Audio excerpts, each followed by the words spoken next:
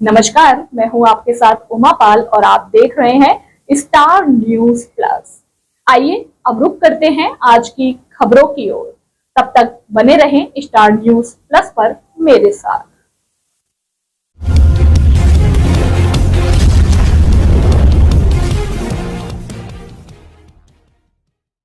High court ने चुनाव आयोग को जबरदस्त फटकार लगाई। चुनाव आयोग के उस फैसले पर सवाल उठाए जिसमें चुनाव आयोग ने कई उम्मीदवारों के नामांकन खारिज कर दिए क्योंकि ये समय पर जमा नहीं हुए थे। नामांकन जमा कराने की अंतिम तारीख 30 अक्टूबर के सुबह 11 बजे तक थी।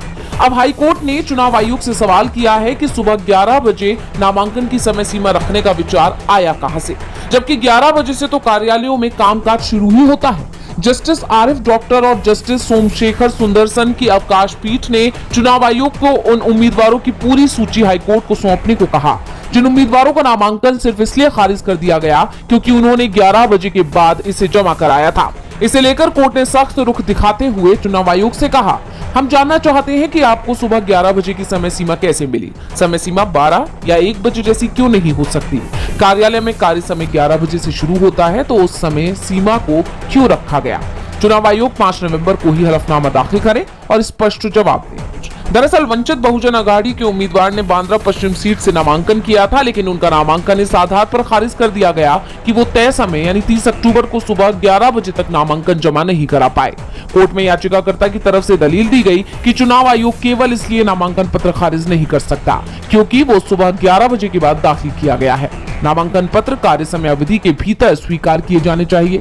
दरअसल चुनाव आयोग की तरफ से कोर्ट में सफाई दी गई है कि 11 बजे के बाद से नामांकन की जांच का काम शुरू होना था, इसलिए नामांकन पत्र जमा कराने का समय 11 बजे तक का निर्धारित किया गया था। लेकिन ये सवाल जरूर उठ रहे हैं कि चुनाव आयोग को अगर सुबह 11 बजे तक ही नामांकन स्वीकार करने थे तो फिर इसे वो एक दिन पहले यानी 29 अक्टूबर को शाम 4 या 5 बजे तक की समय सीमा में ही समाप्त कर सकता था। और अब 5 नवंबर को एक बार फिर बॉम्बे हाईकोर्ट में मामले की सुनवाई होगी। देखना होगा कि कोर्ट क्या फैसला सुनाता है। महाराष्ट्र में विधानसभा चुनाव की वोटिंग से 16 दिन पहले चुनाव आयोग ने डीजीपी रश्मि शुक्ला का ट्रांसफर कर दिया है।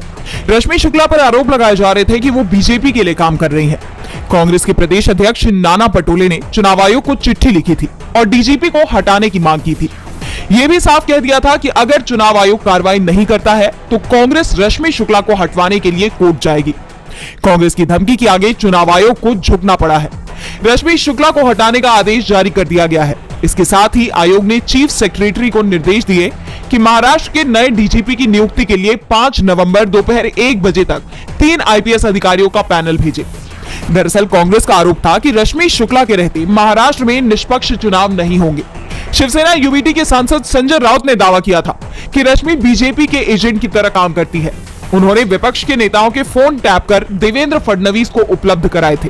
यहाँ सबसे बड़ा सवाल चुनाव आयोग की भूमिका पर भी उठ रहा है। दरअसल चुनाव आयोग ने महाराष्ट्र और झारखंड में चुनाव का एक साथ ऐलान किया था। चुनाव के ऐलान के साथ झारखंड में बीजेपी ने डीजीपी को हटाने की मांग की तो महाराष्ट्र में इंडिया गठबंधन ने यही मांग की। झारखंड में तो चुनाव आयोग ने 19 अक्टूबर को ही डीजीपी अनुराग गुप्ता का ट्रांसफर कर दिया, लेकिन महाराष्ट्र के मामले में चुनाव आयोग को यह आदेश देने में 2 सप्ताह से भी ज्यादा का वक्त और लग गया। इस बीच चुनाव आयोग ने पंजाब की 4, केरल की 1 और उत्तर प्रदेश की 9 विधानसभा सीटों पर होने वाले उपचुनावों की तारीखों में भी बदलाव के आदेश दिए हैं। चुनाव आयोग का कहना है कि बीजेपी, कांग्रेस और दूसरे राजनीतिक दलों की मांग पर वोटिंग की तारीखों में बदलाव किया गया है।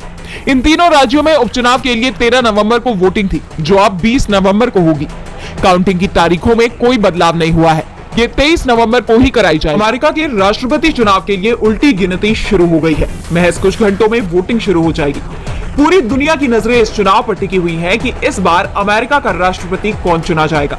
रिपब्लिकन पार्टी के उम्मीदवार डोनाल्ड ट्रंप 4 साल बाद फिर सत्ता में आएंगे या डेमोक्रेटिक पार्टी की उम्मीदवार कमला हैरिस अमेरिका में इतिहास रचेंगी और पहली महिला राष्ट्रपति बनेंगी।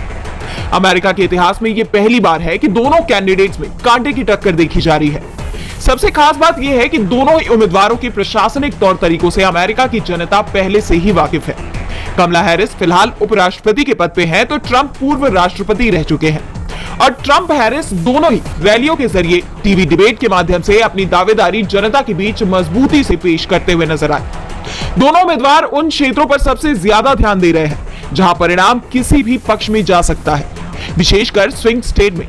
अमेरिका के 7 स्टेट ऐसे हैं जहां परिणाम बदलते रहते हैं और यही राज्य नतीजों में निर्णायक भूमिका भी निभाते दिखाई देते हैं।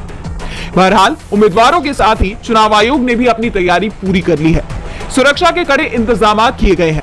आयोग को सबसे ज्यादा चिंता इस बात की है कि 2020 की तरह इस बार भी चुनावी नतीजों के बाद अमेरिका के हालात बिगड़ न जाए। दरअसल 2020 में डोनाल्ड ट्रंप ने चुनाव के नतीजों को मानने से इनकार कर दिया था। काउंटिंग में धांधली के आरोप लगाए थे, जिसके बाद अमेरिका में हिंसा भड़क गई थी। और इस बार भी नतीजों को लेकर ट्रंप के बयान चुनाव आयोग की चिंता को बढ़ाते दिखाई दे रहे हैं। बिल पर सियासत गरमाई हुई है। इसे लेकर विपक्षी सांसदों की तीखी बयानबाजी सामने आ रही है और अब उन्होंने मोदी सरकार को सीधी चेतावनी भी दे दी है। वक्फ संशोधन विधेयक पर चर्चा के लिए बनी जेपीसी में शामिल विपक्षी सांसदों ने लोकसभा स्पीकर ओम बिरला को पत्र लिखा है। इस पत्र में उन्होंने वक्फ बिल पर अपने विचार रखने के लिए और वक्त की मांग की है। साथ ही यह आरोप भी लगाया कि जेपीसी के अध्यक्ष जगदंबिका पाल मनमानी कर रहे हैं। उनका कहना है कि जेपीसी अध्यक्ष मनमाने फैसले ले रहे हैं और बैठक की तारीख तय करने और गवाहों को बुलाने में मनमानी कर रहे हैं। सांसदों ने आगे लिखा कि जेपीसी भी एक छोटी संसद की तरह है, जिसमें विपक्षी सांसदों को भी सुना जाना चाहिए, न कि तय प्रक्रिया का पालन किए बगैर विधेयक को पारित कराना चाहिए। इसके साथ ही उन्होंने ओम बिरला को चेतावनी भी दी कि अगर उन्हें इस बिल पर चर्चा के लिए और वक्त नहीं दिया गया तो वो जेपीसी से अपना नाम वापस ले लेंगे। यानी एक तरह से वो इस संसदीय समिति का बहिष्कार करेंगे, जिसके बाद कहा जा रहा है कि विपक्ष के सांसदों के इस मामले में ओम बिरला से मुलाकात भी हो सकती है। इसके साथ ही जमीयत उलेमा-ए हिंद ने भी अपना अभियान तेज कर दिया है। उन्होंने एनडीए सरकार के दोनों प्रमुख सहयोगी दल टीडीपी और जेडीयू से गुजारिश की है कि वो मुसलमानों की भावनाओं पर ध्यान दें। उनका कहना है कि एनडीए में शामिल जो दल खुद को धर्मनिरपेक्ष बताते हैं, उन्हें इस खतरनाक विधेयक के समर्थन से दूर रहना चाहिए। बता दें कि टीडीपी ने इस बिल पर अपना रुख साफ कर दिया है। पार्टी ने खुद को सेक्युलर बताते हुए वक्फ बिल पर विरोध जताया है और कहा है कि वो इसे नाकामयाब करने का काम करेंगे। ऐसे में अब सबकी निगाहें जेडीयू पर टिकी हुई हैं कि नीतीश कुमार इस पर क्या स्टैंड लेते हैं। बहरहाल अब तो ये देखने वाली बात। कश्मीर में 10 साल बाद हुए विधानसभा चुनाव के बाद नई विधानसभा का पहला सत्र शुरू हो गया है, लेकिन सत्र के पहले दिन ही विधानसभा में भाजपा, पीडीपी और नेशनल कॉन्फ्रेंस के विधायकों के बीच टकराव दिखाई दिया। दरअसल पीडीपी के विधायक वहीदुर रहमान पर्रा ने जम्मू कश्मीर को विशेष दर्जा वापस दिलाने और अनुच्छेद 370 को हटाने के विरोध में प्रस्ताव रखा, जिसके बाद जम्मू कश्मीर विधानसभा में विवाद शुरू हो गया। उनके इस प्रस्ताव का बीजेपी विधायकों ने विरोध किया और सभी 28 विधायक सदन में खड़े होकर नारेबाजी करने लगे। इस दौरान विधानसभा अध्यक्ष अब्दुल रहीम राठर ने विरोध कर रहे सदस्यों से बार बार अपनी सीट पर जाने का अनुरोध किया। हंगामे के बीच ही उन्होंने कहा कि प्रस्ताव अभी उनके पास नहीं आया है और जब आएगा तब वो इसकी जांच करेंगे। वहीं हंगामे के दौरान सीएम उमर अब्दुल्ला ने कहा कि हमें पता था कि इस प्रस्ताव की तैयारी की जा रही है। वास्तविकता तो ये है कि जम्मू कश्मीर के लोग 5 अगस्त 2019 को लिए गए फैसले को स्वीकार नहीं करते हैं। अगर लोगों ने इस फैसले को स्वीकार किया होता तो आज नतीजे अलग होते। सदन 370 पर कैसे चर्चा करेगा, इसका फैसला कोई एक सदस्य नहीं करने वाला। सदन में लाए गए प्रस्ताव का कोई महत्व नहीं है, ये केवल कैमरों के लिए है। अगर इसके पीछे कोई उद्देश्य होता तो पीडीपी के विधायक पहले हमसे इस पर चर्चा करते। कांग्रेस अध्यक्ष मल्लिकार्जुन खड़गे ने एक बार फिर मोदी सरकार पर करारा हमला बोला है। इस दिवाली लोगों की खुशियों पर महंगाई की लिमिट को लेकर उन्होंने सवाल उठाए हैं। खड़गे ने ट्वीट किया कि नरेंद्र मोदी नकली व्याख्या वास्तविक कल्याण का विकल्प नहीं हो सकते। आम नागरिकों से उनका आखिरी पैसा लूटकर आपने जो आर्थिक उथल पुथल पैदा की है उस पर एक नजर डालें। यहाँ तक कि त्योहारी खुशियां भी कम खपत, उच्च मुद्रास्फीति, बढ़ती असमानता, कम निवेश और वेतन स्थिरता से जूझ रही भारत की अर्थव्यवस्था का उत्साह नहीं बढ़ा सकी। यहाँ तक कि उद्योग जगत के कप्तान भी लापता मध्यम वर्ग सिंड्रोम के बारे में बात करने के लिए मजबूर है, क्योंकि मोदी सरकार गरीबों और मध्यम वर्ग पर कमर तोड़ महंगाई थोपकर और बिना सोचे समझे कर निर्धारण कर उनकी बचत को खत्म करके एक बड़ा झटका दे रही है। खड़गे ने महंगाई को लेकर 5 प्रमुख बिंदुओं की तरफ ध्यान केंद्रित करते हुए लिखा कि 5 निर्विवाद तथ्य। पहला, खाद्य मुद्रास्फीति 9.2% पर है। सब्जियों की मुद्रास्फीति अगस्त में 10.7% से बढ़कर सितंबर 2024 में 14 महीने के उच्चतम 36% पर पहुंच गई। दूसरा, ये सच है कि एफएमसीजी सेक्टर की मांग में भारी गिरावट देखी गई है। बिक्री में वृद्धि एक साल में 10.1% से घटकर सिर्फ 2.8% रह गई।